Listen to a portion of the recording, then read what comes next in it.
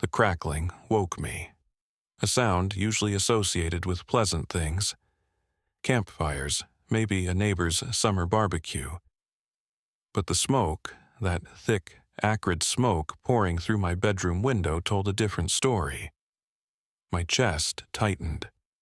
I threw the sheets off, heart hammering against my ribs, and ran to the window. My blood ran cold. My motorcycle, my state-issued motorcycle, was engulfed in flames right there in my own driveway. It wasn't just a fire, it was a raging inferno, a hellish bonfire dancing on the concrete, licking at the pavement. My first instinct, trained by years on the force, was the fire extinguisher. I stumbled towards the door, already knowing it was futile. The heat hit me like a physical blow the second I stepped outside, bare feet slapping against the cool concrete. The roar in my ears wasn't just the fire. It was the blood pounding in my head, a mixture of shock and a slow, burning rage building beneath. That's when I heard it. Laughter. I turned. Across the street, silhouetted against the meticulously manicured lawn of the house opposite, stood a small group. Wine glasses in hand, they clinked them together in a celebratory toast. The perfectly trimmed hedges, the ridiculously uniform flower beds, it all clicked into place. The HOA. Mrs. Pennington, their ever-so-smug president, stood front and center, whispering something to the others before flashing a self-satisfied grin in my direction. "Next time, follow the rules, Mr. Dawson," she called out, her voice dripping with condescending sweetness. For a moment I was frozen, not from fear, not even from shock, but from the sheer audacity, the insanity of it all. I'd dealt with criminals, reckless drivers, the occasional back-alley lunatic, but never had I witnessed suburban homeowners commit an outright felony over something so unbelievably stupid. And there was something off about the whole scene. It wasn't just anger. It was a prickling unease, a sense that this was more than just a petty act of vandalism. This place, Willow Creek Estates, it looked like something out of a magazine. Perfect lawns, identical houses, an almost oppressive sense of order. It was the kind of neighborhood where you got fined for letting your grass grow half an inch too long, or for having the wrong color of mailbox. And the enforcers of this suburban utopia? The Homeowners Association, or, as I'd come to think of them, the neighborhood mafia. Their welcome had been a masterclass in passive aggression, a rehearsed fake-friendly speech about community standards, and a veiled threat wrapped in a welcome letter. They wanted control, absolute control, over everything. My refusal to join their little club, my refusal to be bullied, had clearly been taken as a personal affront. I just never imagined they are this kind of crazy. The acrid smell of burnt metal still hung heavy in the air the next morning. I stood on my porch, arms crossed, nursing a cup of coffee that tasted like ash. The charred skeleton of my bike was a stark reminder of the HOA's insanity, but the embers of my rage had cooled, replaced by a cold, calculating determination. This wasn't just about a motorcycle anymore. It was about principle, about justice, and maybe, just maybe, a little bit of revenge. The petty fines had stopped. Now it was something more sinister. My tires were slashed, not just once but repeatedly. Obscene messages were spray-painted on my garage door, crude and childish, yet carrying an undercurrent of genuine malice. I found dead animals, rats, birds, carefully placed on my doorstep. It was psychological warfare, designed to intimidate, to break me down. "They're escalating," I muttered to myself, reviewing the security footage from the previous night.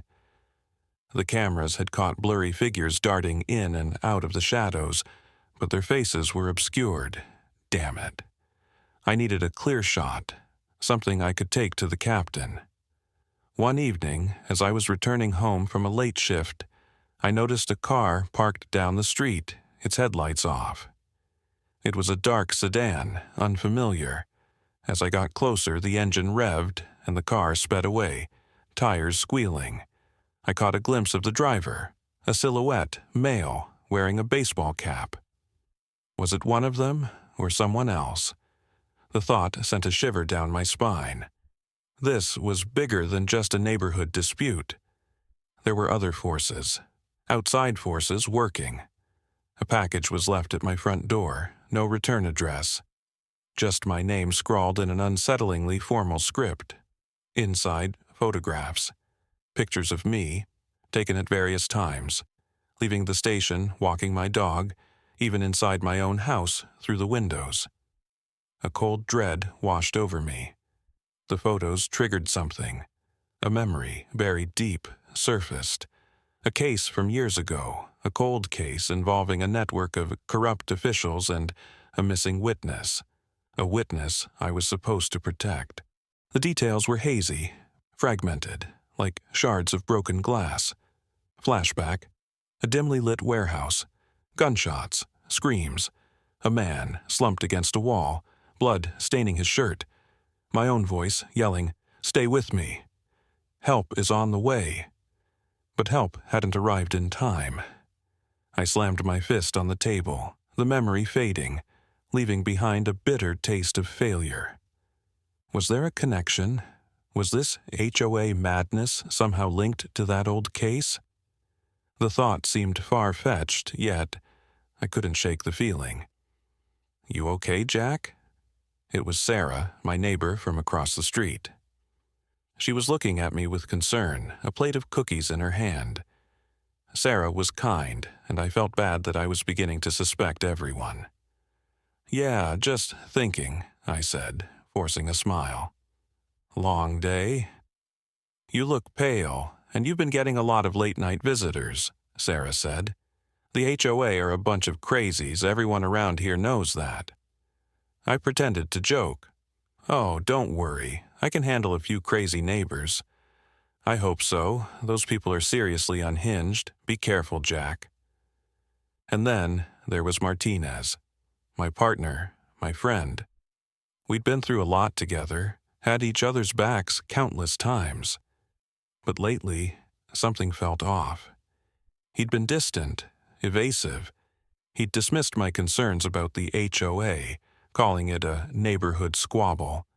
"Come on, Jack," he'd said, a forced lightness in his voice. "You're letting this get to you. It's just a bunch of bored housewives and retirees. They're annoying, sure, but they're not criminals." But his eyes, there was a flicker of something there, a hint of what? Guilt? Fear? I couldn't quite place it. I started digging, quietly, discreetly, checking his phone records, his computer activity. It was a violation of trust, I knew, but I had to be sure. What I found made my stomach churn. Several calls to a burner phone, the same number that had appeared on my caller ID a few times before the anonymous threat started. And then, a series of encrypted messages, exchanged with an unknown IP address. "Martinez," I said one day at the station, my tone carefully neutral. "We need to talk." "About what?" His response was too quick, too defensive. He began to avoid eye contact. "About those calls." The subtle shift in his demeanor confirmed it. The fight was about to begin. The tension in the break room was thick enough to cut with a knife. Martinez wouldn't meet my gaze, his usual jovial demeanor replaced by a nervous fidgeting. The air crackled with unspoken accusations. "Those calls, Martinez," I repeated, my voice low and steady. "The burner phone, the encrypted messages, explain." He finally looked up, his eyes filled with a mixture of defiance and fear. "It's not what you think, Jack." "Then what is it?" I pressed, leaning closer. "Because what I think is that you're involved with the HOA and that you're hiding something." He sighed, running a hand through his hair. Okay, I took some money from them. They were paying me to keep an eye on you, to report back on your activities. And the fire? I asked, my voice barely a whisper. The threats? He shook his head vehemently. No, I swear, Jack, I had nothing to do with that. I thought it was just surveillance. Petty stuff. I didn't know they were going to... His words trailed off, but I knew. I knew he was lying, at least partially. He was in deeper than he was letting on. But before I could press him further, my phone buzzed. An urgent text message from an unknown number. They know you're on to them. HOA Clubhouse. Basement. Now, my gut clenched. This was it. The deadline had arrived. Leaving Martinez stunned, I knew I didn't have much time. I raced to my car, adrenaline coursing through my veins. The HOA Clubhouse. It made a twisted kind of sense. The heart of their little empire, the place where they plotted their petty schemes. But a basement? What were they hiding down there? I drove fast, pushing the speed limit, my mind racing through the possibilities.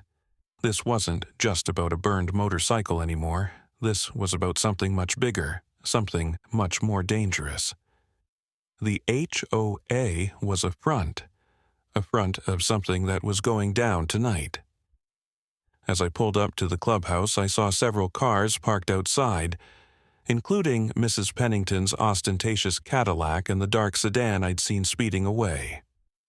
The building was lit up, but the curtains were drawn. Music was playing, a bizarrely cheerful tune that seemed completely out of place. I slipped around the back, finding a small, grimy window that led to the basement.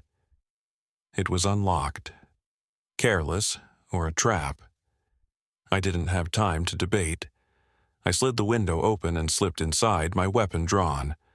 My heart beat fast. I only had a few hours, maybe less. The basement was dimly lit, cluttered with boxes and old furniture.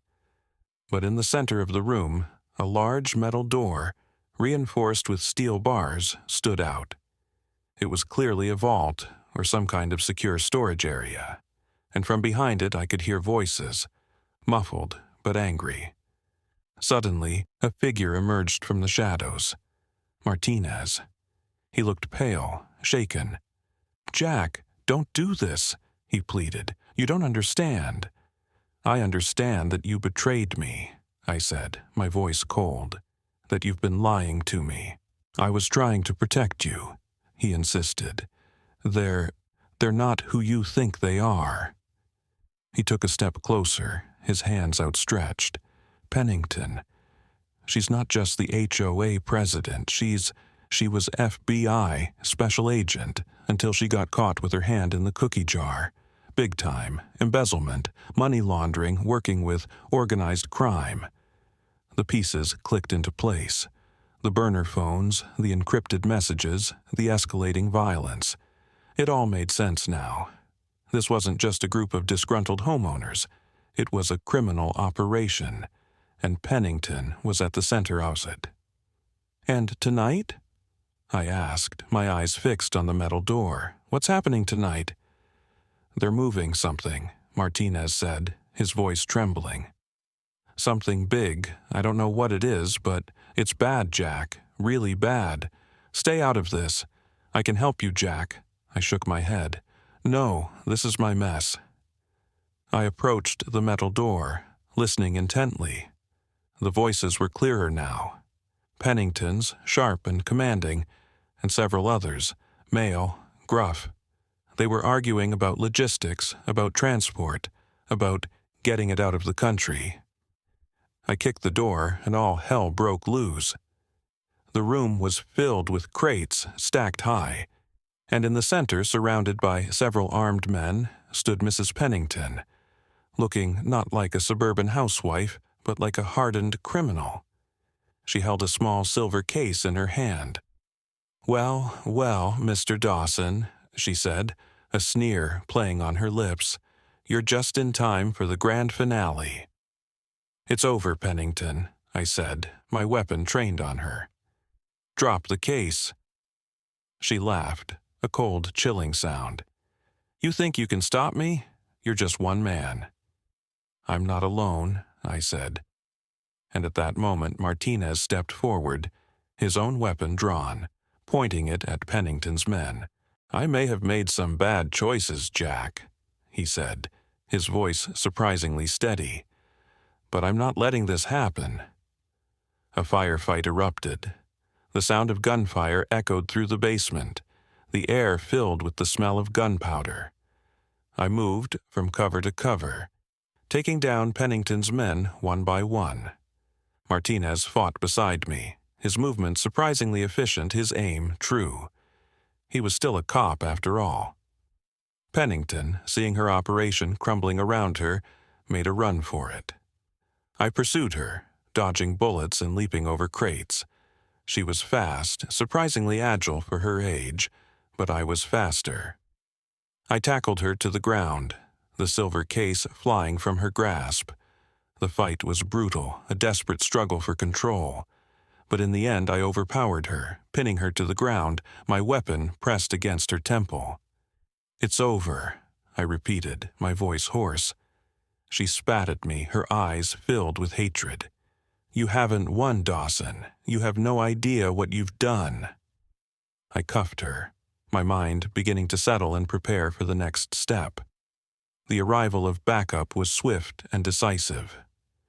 Sirens wailed, red and blue lights flashing, illuminating the chaos of the HOA clubhouse basement. Pennington's men, those who were still conscious, were quickly disarmed and apprehended.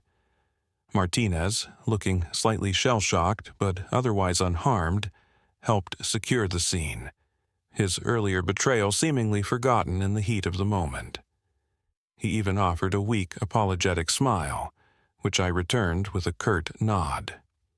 There would be time for explanations later.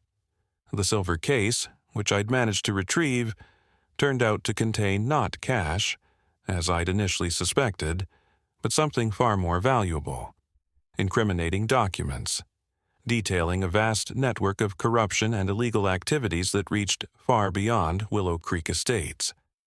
Pennington's grand finale had been a desperate attempt to smuggle these documents out of the country, effectively silencing any potential witnesses and burying her crimes for good. News of the arrests spread like wildfire. Local news crews descended upon the scene, their cameras capturing the bewildered faces of HOA members being led away in handcuffs. Mrs. Pennington, her perfectly coiffed hair now disheveled, her designer suit stained with dirt and sweat, was shoved into the back of a squad car, her usual air of smug superiority replaced by a look of pure, unadulterated rage. A reporter, recognizing me from the scene, shoved a microphone in my face. "Officer Dawson, can you comment on what happened here tonight?" I simply shook my head, offering a curt no comment, and moved on. Let the official press release handle the details. I was done with the spotlight. The fallout from the raid was swift and devastating. The HOA, already on shaky ground, collapsed completely. With its leadership in jail and its illicit activities exposed, there was simply no way for it to continue. The organization was officially disbanded, its assets seized, its bank accounts frozen.